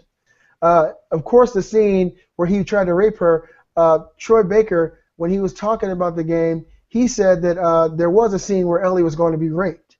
But during the game, when you play through that portion of the game, it's not mentioned until after that particular moment, and she looks at Joel and says, he tried to, and that's all she says. She doesn't say he tried to rape her or anything. Of course, we're adults, and we see a very bad situation with this girl and this crazy guy who knows he wants to eat her. So that's one of the things he probably would do too, try to take advantage of her and rape her, and see more than likely at the point where he found out that he had already been infected. Spoiler. But I don't think it'll spoil too much because people don't know too much on it. But at that moment, what did he have to lose? Who would he take his frustrations out on at that point? Yeah. So, I mean, to me, the game was just great. That part of the game, I don't think it was too vulgar. I got girls. No, I'm not saying it was vulgar. I'm not saying it was I thought it was perfect for the story. I thought that was a real turning point for the character, and I enjoyed it quite a bit. But I was just surprised at the outrage over the Tomb Raider stuff, and then there was nothing about the Last of Us. Similar situation. People get pissed off at Lara Croft. They love Joel and Ellie, though. I'm having a good time with Lara Croft, to be honest with you. I'm really enjoying that game. I'm going to finish my playthrough on normal, and I'm going to play it again on hard because the combat is so much fun in that game. Well, I love that bow. I didn't play it on hard. I thought the bow mechanic was probably the best part of the whole game. Yeah. That was the thing I loved the most. Maybe I'll go ahead and give it a shot on hard. But now that the definitive version is out, I don't want to play it on the PS3 anymore. The hell with that last-gen bull stuff. What? Come on, you got all that YouTube money. You can afford it? Oh, really, BriarRabbit? Really? Really? Like that, huh? I do pretty well, buddy. It's not YouTube money. I do YouTube because I actually love YouTube, guys. I love the community. I found a new brother in you, BriarRabbit, and our subscribers and fans. They mean a lot to me. YouTube is not paying the bills, guys. No. I am. I pay everything. I buy all my own stuff, and that's just what it is. Yeah. One day when that There's a reason I got 2 jobs. Yeah. It's not because I love them. In order for you to keep up this kind of lifestyle, you've got to be able to generate your own revenue, and you can't really depend on anybody else. And, for guys looking at me and like, man, he's got all these games and stuff. No, I don't sell drugs. I work really hard every day, Monday through Friday. I got a good job, and I'm a family man, and I buy my games. I mean, everyone has their vices. Some people, like I said, they like to get baseball cards. Some people buy comic books. Some people, they collect champagne. It could be anything. Whatever your vice is, let it be that. Mine just happens to be video games. I am a gamer to the core. I am the beastly gamer. You guys see that? I live this life. This is what I represent every day. And so when I have my time to play my games or buy my games, hey, baby, I saw that ass out the corner of my eye. Woo! But, YouTube isn't doing anything for me right now, guys, besides giving me an outlet to reach you guys and to talk to my good friend BriarRabbit here every week. And we're going to continue to do this every week just for the fact that we have people who enjoy this. It means a lot to us. If you guys ever have any comments and you want to post them, go ahead and post them in the comment section. If you have any topics you want us to cover, be sure to post that as well if you want our input on anything going on in the gaming world. And also, if you guys ever want to be a guest on this show and you have a webcam, you have a camera that you can hook up and get in here with us and talk and give your own ideas, we welcome all comers. You know, as long as you got something to contribute, you like to talk about video games, we love to have any of you guys. And that's just coming from me and Brian to you. I would like to open the show up to a lot more people. I like having more people on the show. I think it adds to the conversation. And, you know, even if you don't have a YouTube channel, I don't think that really means that you don't have something to say. So, absolutely, if you have any interest in being on the show, let us know. Let us know down in the comments. Send us a private message on YouTube. You know, we'll get you in here. Now's the time, right, when the show has no, you know. And now's the time. I mean, look, it's like this. Right now, if you don't have a YouTube channel, absolutely fine. If you've never uploaded a video, absolutely fine. If you have a passion about video games, or if it's something you like to do, if you like us as hosts and you want to be on the channel, send myself or BriarRabbit a private message, leave a comment, let us know. This is how it normally works. BriarRabbit normally sends out the invites, so if you want to be definitely on the show, get in touch with him and let him know. I can do it too, but usually this show has to come through one hub, and it's been easier at this point with it coming through BriarRabbit's hub. So let me know, let him know. If we can get every box down here filled up and have multiple personalities, multiple ideals on what's going on out here, it'd be great. I mean, I love to have a plethora of people, a plethora of, you know, conflicting personalities or people who don't all agree, because that makes the best kind of TV. It makes the best kind of environment. You learn a lot if everyone doesn't agree, because it opens your mind to possibilities that you may not know about. I completely agree with you. You guys, let us know for sure. If you guys want to be on the show with us, we're here every single day. Every Sunday at 6, I'll be here, unless I'm in a box somewhere. And I ain't talking about underground. I'm talking about like Metal Gear Solid Snake. I'll be in a box. You guys let us know. And we'll definitely love to have any of you guys are here to talk. We got plenty of people who leave comments, you know, all the time talking to us. But if you want to be on the show, definitely do that. Yeah, absolutely. You know, it's hard to get guests on the show because the only way I can contact them is, unless they have a Twitter, like a link to their Twitter in the description of some of their videos. The only way I know how to contact them is through private message on YouTube. And if they're anything like me, they don't really look at those too often because they're so hidden away in YouTube. I've never read one. I've never read one private message on YouTube. I've only read things in my comment section. That's it. Yeah, it's hard to get a hold of people. You know, Twitter makes it a little bit easier, but even then, it's got to be public until you're both following each other. You know, so it's difficult. So, you know, if you got anybody you'd like to see on the show, let them know. If you'd like to be on the show, let me know. I do check my private messages just because of this show. I check them almost once a day. So let us know. Now, I want to ask you a question, BriarRabbit. Yeah. Now, you're going to be playing Titanfall on the Xbox One. Damn straight. Now, they delayed the Xbox 360 version. Do you have any idea why? Yeah, I think it's because it's being developed by another developer, and those developers have to wait to see what the main developers are doing, and then have to copy that onto the Xbox 360, which is probably a pretty difficult feat. I wouldn't be surprised if that version of the game is very compromised. Oh, wow. I mean, well, you mean, of course, graphically and probably as far as frame rate, more than likely. There's a lot going on in that game. It's not like just a typical first-person shooter. I mean, your typical first-person shooter, you have an arena, you have characters that are all usually pretty much in the same size and scope. But this here changes that whole conundrum because you got these giant mechs on top of these characters. And you got characters that are straight across, jumping up and down. It just seems big like it's arenas. it seems like it's going to be really hard for them to reduplicate that same experience on the 360. I mean, look at the difference we have with Battlefield 4 on the Xbox One and the 360. It's a huge difference. And same with the PS4 and the PS3. It's a big difference. So Titanfall for the Xbox One is already going to be 6 versus 6 with a lot of non-player characters.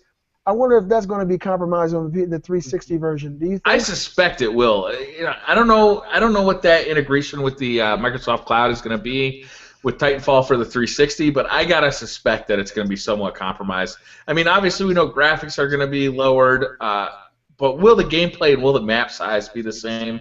Will the same amount of characters be in the game? That's all stuff that's going to be important on the Xbox One and the PC. But I don't know if they'll be able to do it with the 360 because that game is clearly being developed for PC and the Xbox One primarily, and they have a second developer for the 360, and those guys have to make it fit. That's their job. It's like do the best you can to make it the same game.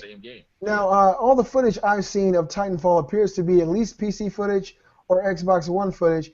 I don't think I've ever seen any 360 footage, even though the game is coming out March 28th.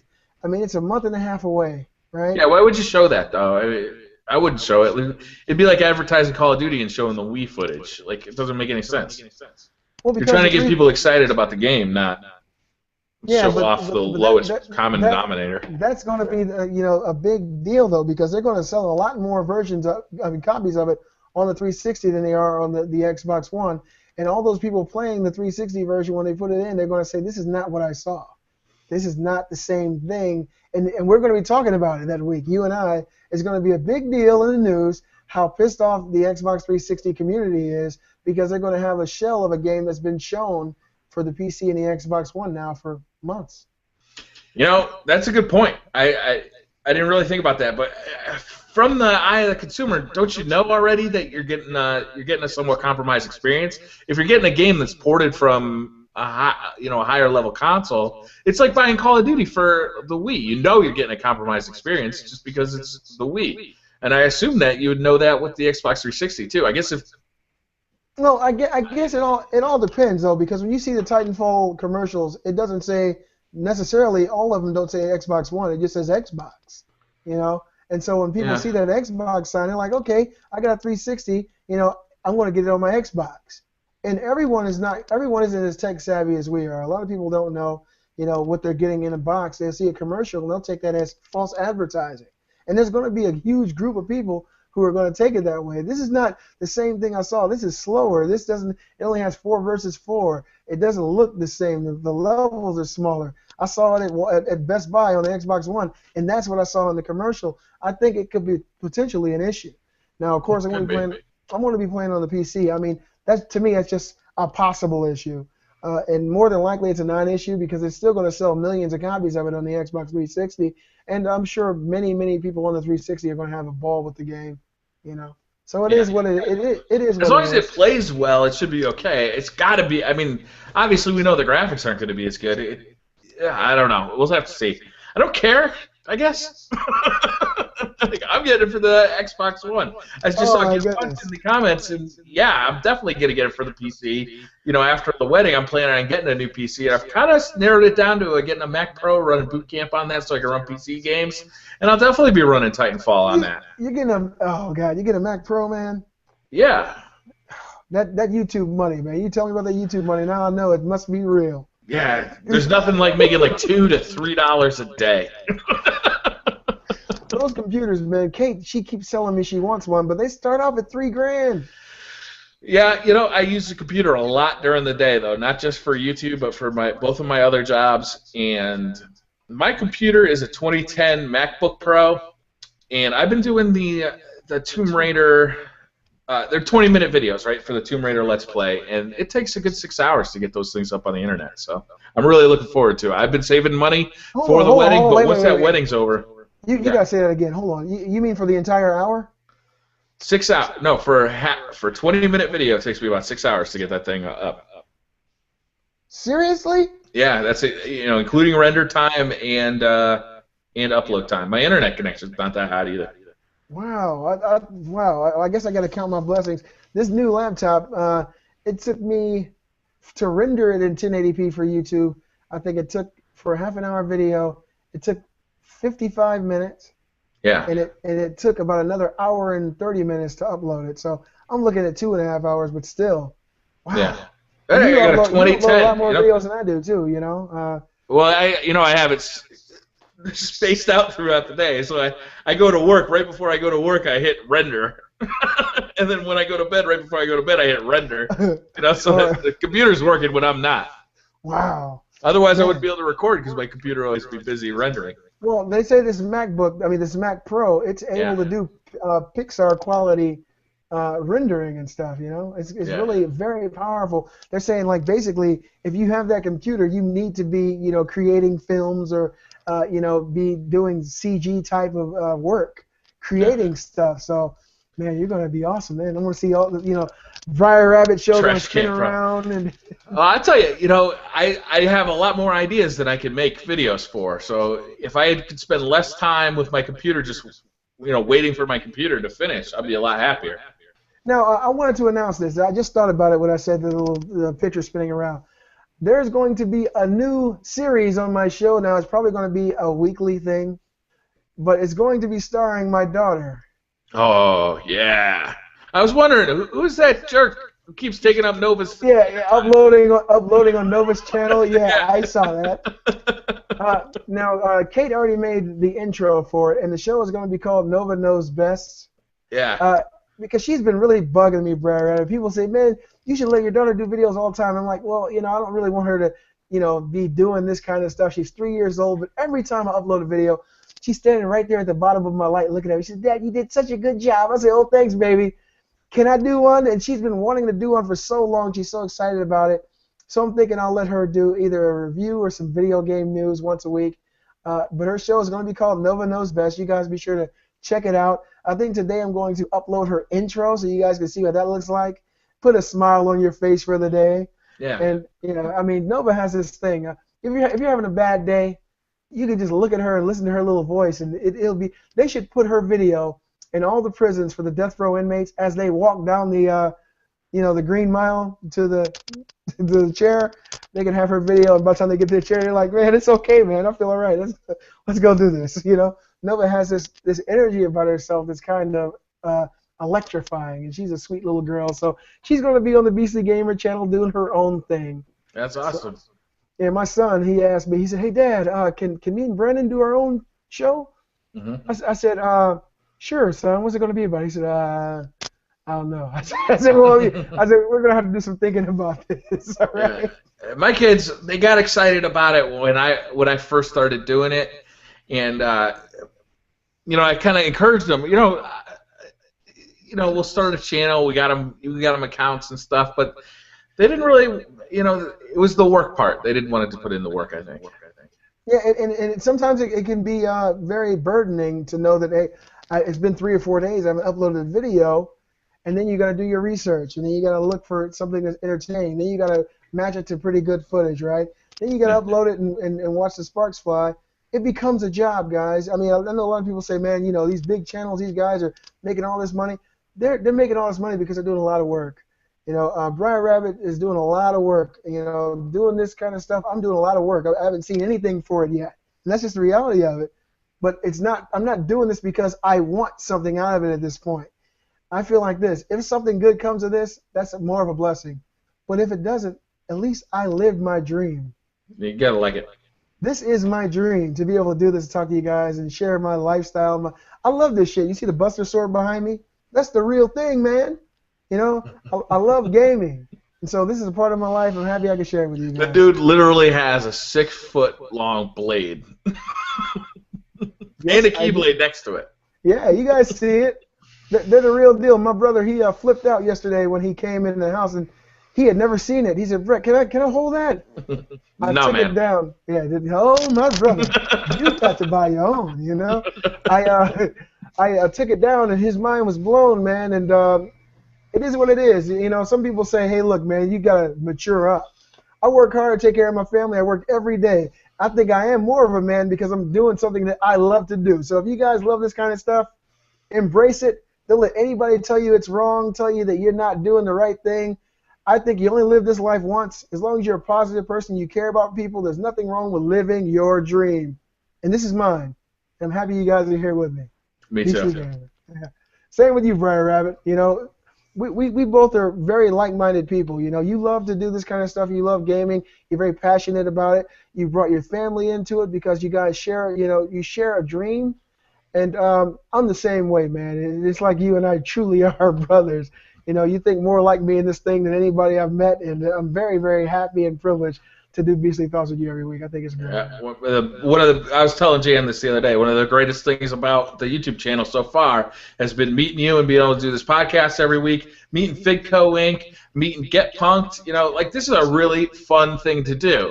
And this particular show, is probably the most fun I have all week as far as the YouTube channel goes, because the least amount of work I have to do for a video. Well, I mean, but it's also I get to talk about all this stuff I love, and it's totally an open conversation. And I'd really like to get more guests involved too, because I think that would just add to it. Okay, guys, this is an open letter from Beastly Gamer and BriarRabbit. You guys have heard us say it before. Let's get this together. I want to get 4 guests for next week's show. I want 4 guests. I want to act like an evangelist. I want 30 people to give me $200. No, I'm just kidding. I want. Wait, $200 each or $200 total? Listen, man, I swear, this guy, I forget. I was at River of Life Church years ago, and it was I call him a pimp, because God didn't need money, Jesus didn't need money. But he came into the church, and he was a new pastor, and he came from another church. He said, "Who got this faith in here?" My grandma, she's big in the faith. She passed away the year before last. He said, "Who in here got faith?" And she's like, "Oh, Lord Jesus." He said, "I want 20 people in here to give $100." It was a church full of people, and they got 20 people to donate $100 to this guy's church. And I was thinking, golly, that's a nice car. And I was a kid. And when I asked the pastor, I said, I'm just curious. I said, Jesus gave people stuff. I said, he gave people, he fed people and stuff with 2 fish and a loaf of bread, right? I said, why do you guys need money? And the new pastor, he looked at me and said, this one here got the devil in him. he walked over to me and just grabbed my hand, started shaking it. I was looking at Grandma like, I can't believe you let this happen. But listen, I want to see if we can do this. And if we don't, that's fine. But I want to see if we got 4 people out there who are like-minded. And you don't have to do this every week. But if you think that you can hang with the Beastly Gamer and BriarRabbit and we can talk a little bit, share your thoughts on whatever happens this week, do your research this week, check out the news that's coming out in the video game world this week, send us a message and have you on next Sunday at 6 o'clock, I think that'd be great. You guys let us know. I'm not going to lie to you, though. It can be hard to get your voice heard edgewise with the 2 of us trying to talk, We both, we're YouTubers, right? We've devoted a channel where we just talk and talk and talk. And you put us in a room together or on a chat together, and we're both talking a lot. So don't be afraid to speak up. Don't be afraid to interrupt. Get your point out there, because it's going to be, we're going to talk. The thing is, that's going to happen. I've only been YouTubing now, I think about 3.5 months, honestly. It's been a short ride, but I've always been this me. No matter what I've done, I've always been the talkative guy. And of all my 6 and 7 brothers and sisters, I was always the one that yapped all day long, right? Yeah. If you come on the show and you don't have much to contribute, we're not going to be upset about it, but we're going to fill that air. Yeah. I know BriarRabbit and we can tell when it gets quiet in here, because it's between he and I. So every few seconds you might hear a brief pause, but during that brief pause, there's something in the back of our mind saying, there's a pause here. We need to talk about something. And it just becomes a part of, it's a natural reaction to YouTubing and talking to people. You got to build interest, and you've got to keep things rolling. So if you guys think you can, if you're a Pisces like us, that might help. But, send us a message. Come on in. Talk. Don't be afraid to interrupt. Don't be afraid to say, listen, I object. Yeah. I don't think that's you hear BriarRabbit and I say it all the time. I don't agree with that. We can agree to disagree all the time. And sometimes we see each other's points, and sometimes we have to agree to disagree. And that's a part of having a good communication. So you guys come on. Don't be afraid to, if you have a completely conflicting idea on what we're talking about or what I say or what he says, voice your opinion. That's right. This is only the 10th episode, which, by the way, congratulations, because this is the 10th episode. Congrats! This is only the 10th episode. We got plenty of time to grow. We got plenty of time to work on the format. This is a nice, brand new show. We can do anything we want with this show. This is a wonderful thing. And I'm so pleased. I'm over here looking at the comment section, seeing all our subscribers and all our friends making all these comments. You guys, this means the world to me. Just to see you guys here and participating means a lot to me. Thank you all for participating in the channel and leaving your thoughts and your ideas. And this is the beginning. This is the beginning of a long trip. And I'm just so happy you guys are here in the passenger seat with Beastly Gamer and BriarRabbit. Wherever we go, it's going to be a good place. And I'm just so happy you guys are here with us. Absolutely. I can't be happier with the positivity I see in the comment section, day in, day out. It's unbelievable to me. I hope it never changes. I know at some point it seems like it does for most people, but right now I think is probably the best time, you know, because everybody who is on the channel right now is just it's so filled with positivity. It's so much fun to get into the comment section. I wish I could be in there more often. You know, unfortunately, I have 2 jobs and I try and make videos. Hey, listen, basically, this is how I feel about it. You guys like breeds like. It's like if you're a certain type of person, if you have a certain type of energy, you're going to pretty much attract that, okay? I actually almost made a video a few days ago because I actually I saw my first hater, and I was like celebrating. I said, oh my God, oh. I told Kate, I said, this guy hates me, okay? It's great. This guy, I forget his name. I think his name was Frank or Fred. He called me a Sony pony. And I was like, wow, this is like the first diss. I feel like I'm in the middle of the East Coast, West Coast rap battle, right? And I was so excited because normally, if people don't agree with me, a lot of people don't. Marco, he owns an Xbox One, and he's a great friend of mine. And I don't hold it against him that he's an Xbox One owner. He doesn't hold it against me that I'm always talking shit about him. We have ideas, we exchange thoughts, and that's part of a community. And the reason that you don't have any haters and there's really very little negativity on my channel or yours is because we really don't permeate that. We don't. When people hear us talking, they don't hear hate. They usually hear enjoyment and laughter and excitement. And normally that doesn't give people much reason to hate. You know, you don't feel hate when someone's happy. You don't go into a birthday party and get pissed off because the atmosphere is so good. Yeah. And that's what your channel is. Your channel is a very good atmosphere, and I think mine is too. It's working out to be. Hopefully you guys agree with me.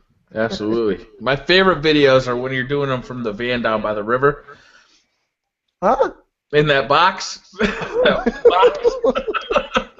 Like, this dude is so passionate about making YouTube videos and he's doing them on lunch break. Yes, sir. I love it. I mean, look, man.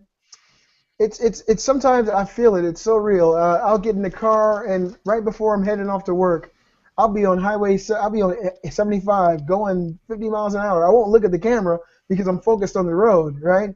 But I know what I want to say. I'll pull the camera out, I'll hold it to the side of my head, and I'll tell you guys the news. Yeah. And I'll click upload as soon as I park, and it's a done deal. And sometimes I'm at work, I might get some news on my phone, like, oh God, they got to know this stuff. I'll pull it out and I'll put it right in front of the computer, and I'll tell you guys the news right there. I mean, it's passion. You know, I feel like you guys are an extension of me, extension of my family. I want you guys to know. And some people might say it's a little extreme. I don't give a damn. Yeah. You know, it's what I am. It's what I like to do. You know Drifter. Do you know who Drifter is? No. He made a video. This must have been 7 or 8 months ago, I would guess. Drifter does the gun guides for Call of Duty, like the in-depth gun guides for Call of Duty. He's great videos. And one day he uploaded this random ass video. It's basically like, you know, how to like start making a YouTube channel. And I was probably 6 months into it at the time, and I watched the video, and man, he had such great advice. That's the kind of people I like to be involved with, like people who want to share and to be, you know, positive. Like he's exactly the kind of guy, you know. I don't know. It's just he's a role model for me. His name is Drifter or Drifter? Drifter with a 0 instead of an O at the end. Okay. I'm gonna go ahead and check him out and see what he's all about. I never heard of him. He's a Call of Duty guy too? Yeah, Call of Duty primarily. He does some League of Legends every once in a while and some random stuff every once in a while. But primarily he does in-depth videos about like weapons and equipment on Call of Duty. Yeah, BriarRabbit, COD Made Player does some similar stuff, and those are the things I really appreciate. When you go above and beyond, you know, and you really go deep. You've done that stuff. Your favorite loadouts, you know, your favorite perks.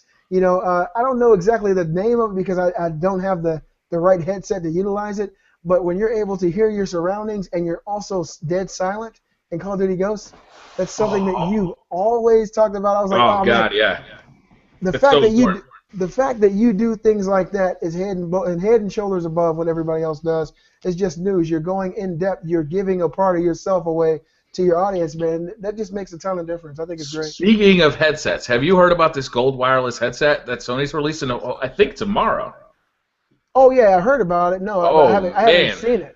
Okay, it's not in stores. I've been going to GameStop, like telling them, hey, if this thing comes in, I want to be first in line to buy one because for $100, it's a 7.1 virtual surround sound headset, wireless, Also has a jack in it so you can plug in an iPhone or your Vita. It's unbelievable value. I can't believe that they're releasing this thing for $100. $100? Yeah. Oh, well, that's mine then. Thanks, BriarRabbit. Yeah, I'm jumping on this thing. I don't know that I'll keep it. I have a bunch of headsets already, but so if I use the Astro A50 wireless headset, but this is a $300 headset. And this Pulse wireless headset seems to be doing just about everything that this Astro does for a third of the price. I don't know. We'll see. It's got a microphone in it, but it's not. It doesn't extend out. It's included. It's kind of like a hidden thing. Also, it's called the Gold Wireless Headset, and on the box, it's got a picture of a gold trophy. And, if you're familiar with the trophy system on the PlayStation, there's a Platinum trophy, too. So I wonder if we're going to see a Platinum headset come out, too. Oh, wow. More than likely, then. Yeah. You know how cryptic Sony can be. Yeah. I mean, it just, that little gold icon of the gold trophy really made me think maybe there's going to be a platinum one too. And you said this headset comes out tomorrow? Well, that's what they're on the PlayStation blog, Sony's PlayStation blog. That's where I first saw it announced, and they had like a little video about it. And I could have sworn I saw February 10th for the release date. Possibly I might have seen that on Amazon. I can't remember exactly where I saw the release date at this point, but they said it's definitely coming in February. And I've been scanning because I want to get this thing day one. I'm really excited about it. I think it looks really cool. Oh, okay. I haven't got a gaming headset yet, but this sounds. People don't like Sony, especially for the TVs. But I'm such a PlayStation fan. I like Sony shit. I'm thinking of actually getting the new Xperia phone. Because Kate, we like the whole idea of the waterproof, go skinny dipping. No, I'm just kidding. But at any rate, I might go ahead and give this a shot. It's only $100, but I definitely am going to be grabbing a Blue Yeti. If not this week, more than likely next week, I'll order me one off eBay because the sound that I get from your channel is fucking great. It really is. Kate even came to me and said, "What is he using? It sounds like he's talking like right in front of us." I said, "It's called the Blue Yeti. It's really good." And so I'm definitely going to grab that. Hey, these Blue Yetis, if you're planning on starting a YouTube channel, they're a really good microphone, and they're cheap, and they hook up USB. You don't have to have a mixer or XLR hookups. You can get better microphones, but it's going to cost you a hell of a lot more. Yeah, it sounds great. And for me, like when I do things like Beauty and the Beast, when I have people around, I really think it's great for, that kind of environment. It'll be able to pick up she and I 6 inches away. She likes to sit next to me and we'll talk. So it's got different sound modes on the back, so you can tell it to just listen from one direction or from all around or from both sides. Yeah, it's pretty powerful. I want this whole hookup though. Kate said, "Is that connected to his computer? How is it sitting like that?" I said, "No, he's got the stand." It's like a boom because why I got that is because every time I tapped the table, it would come up through the microphone. Oh, it was the Jurassic Park boom boom. Yeah, it was a gift, Christmas present from my mother. My mother got me the boom. Oh man, you are the man, BriarRabbit. Every woman in your life is getting you stuff for the channel. I got to step my game up, Mom. Because I'm so damn charming. Hey, Mom. Love you, Mom. Yeah, well, so charming. I try my best, and it is Valentine's coming up. I'm gonna have to step my game up, man. Yeah, I had a hard time because I did iPads last Christmas for both my mother and for Jan. And then this Christmas, I was like, what the fuck do I do to get to the top of an iPad? Oh, man. How did your mom adapt to that technology? Is she really tech savvy? Yes. Wow. Well, I wouldn't call her tech savvy, but the iPad, you don't necessarily have to be too tech savvy to use it. Listen, I would say it's easier to use than a regular computer. My mom cannot send a text message, so count your blessings. And she is literate. She can read. She doesn't understand the dynamic of texting, and she lives in Ohio, but she has the mindset like a person who was born in the Alabama swamp. And so it's like showing her. I showed her YouTube, BriarRabbit. I swear, I showed her YouTube last year, and her mind was blown. Yeah. Last year, she said, "I want to see the scene from Days of Our Lives." I said, "Mom, okay." I showed her some General Hospital crap, blew her mind. So she thinks it's like Walmart, the evil empire. That's so scary. So everyone isn't as blessed as you and your mother. No, my mother's awesome. I love her. That's great. Yes. Did you hear about this new? I know we're running out of time, guys. Did you hear about this new Sonic game though? I used to be a big Sonic fan, believe it or not. when Sonic first came out, when Sonic came out on Sega Dreamcast with Sonic Adventure, and then slowly but surely Sonic became shit. I don't know. There were a couple of good ones for the Xbox 360. Really? Which one? Yeah, I want to say it was Colors, Sonic Colors. Sonic Colors was on the Nintendo DS, wasn't it? Was it? I can't remember. The kids played two of them that were decent. One of them was actually really good. I mean, it was like if I gave it a score out of 1 through 10, I'd probably give it like a high 7 or a low 8, but it was damn good. Yeah, it's called Sonic Boom. It's coming out it's only for Nintendo though, because Sega has this deal right now with Nintendo exclusives. So it's coming out on the Wii U and the 3DS. It actually looks pretty good, honestly. I watched the trailer for it, I think Friday night, and they've redesigned Sonic. This team that's creating this game actually has members from the original Uncharted team. Really? Sonic now, he has the same thing around his neck that Nathan Drake has on his neck. And Really? so he's different. Knuckles is really big. It looks like he's about a foot or 2 foot taller than Sonic, Amy, and Tails. And it looks like they're trying to revitalize the game or the series. And the game, honestly, it looks really good. So I'm hoping that Sonic, could potentially pose a comeback, because there's this new animated series coming out that's going to coincide with this game. And so they wanted to create this game because the series is going to launch alongside of it on Cartoon Network. But it looks really good, and hopefully Sonic is able to be resurrected, because he's been plagued with a plethora of not quite stellar games recently. Yeah, Sony's not the company they used to be. Capcom reminds me of that too. I remember back in the 90s, Capcom. If a Capcom game got released, I was gonna get it, because Capcom was like the best developer. Sony was a lot like that too. If you got a first-party Sony game for your Genesis, you knew it was going to be quality. And they just these companies have peaks and valleys. I assume it's they get the great developers in there, and then that developer moves on to another company. So it's all about talent, I'm sure, and money probably. Yeah, things happen. We'll see what happens. That's really all I got, BriarRabbit. I think I'm good to go. I gotta kind of pee. I'll be honest with you. This is the first time, guys. The 10th episode, Rough the Urine. Now, bring in the urine, right? Look, there you go, BriarRabbit. All right, drink. Okay, listen, guys. We really are thankful for all you viewers and subscribers. Thank you all so much for watching. 10 episodes. We got many more to come. This is not going to stop. We love doing this show. We love you guys. Be sure to comment, subscribe. I got to say that. I'm the Beastly Gamer. And that's all I got, BriarRabbit. Yeah, don't forget about COD Made Player. Go check out his channel, too. He got some interesting news today. You got to check out his videos, because some pretty tumultuous stuff going on over there. So check out COD Made Player. And don't forget to look at Beastly Gamer. Check out my channel at BriarRabbit channel. And we'll see you guys next time.